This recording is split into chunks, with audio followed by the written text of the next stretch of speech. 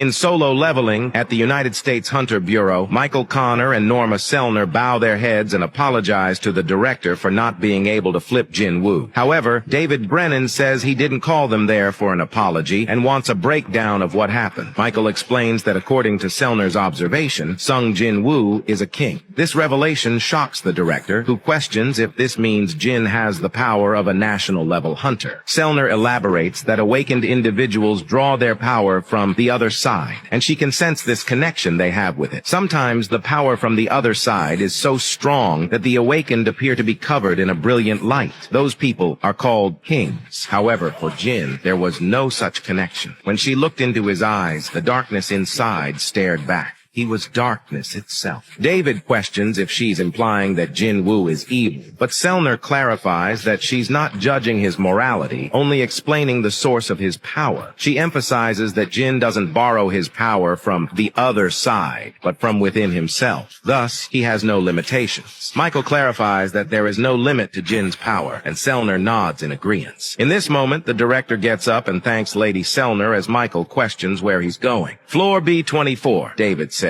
instructing the deputy director to follow. In the elevator, David discusses their next steps, noting that if they can't leverage Norma Selner's power, they'll need to find another way to gain Jin Woo's cooperation. He asks if Michael recalls the first S-rank gate incident. Of course, he responds. The terrible dungeon break that caused the destruction that devastated the western U.S. Of the world's best hunters that the U.S. gathered only by offering a huge reward, only 5 survived. The U.S. gave these 5 the authority rivaling that of a nation, David continues, mentioning the inextinguishable flame, the dragon Kamish, a single beast that massacred countless top-class hunters. He asks Michael if he'd believe that such a horror left behind a gift. He types the code, and the door hisses open before he announces, "Look," revealing a rune stone that was found in Kamish's corpse that's now been around for 8 years since the Kamish raid. Since there were no mages among the national-level hunters, the rune stone has been waiting for its rightful owner in this basement. The director declares that Kamish will once again bestow a valuable gift upon the country, and this arc continues. Follow for more. On a freaky day in Solo Leveling, Sung Riz Woo looks in the mirror and observes that he's definitely taller and in better shape after reawakening, but questions if he's really that handsome. Jin figures out it must be because of will of rehabilitate, which restores all damaged body parts, thus explaining why all his blemishes are gone due to the buff. Feeling freaky, Jin pops out of the bathroom and asks his stepsister, Jinna, how he looks to her as a man. She questions his sudden confidence, and before this becomes the next My Family Pies episode, tells him he still looks like a total bum in her eyes as she kicks him. Jin warns her that she might break her leg since he has an S-rank body now, and questions if she even uses her brain.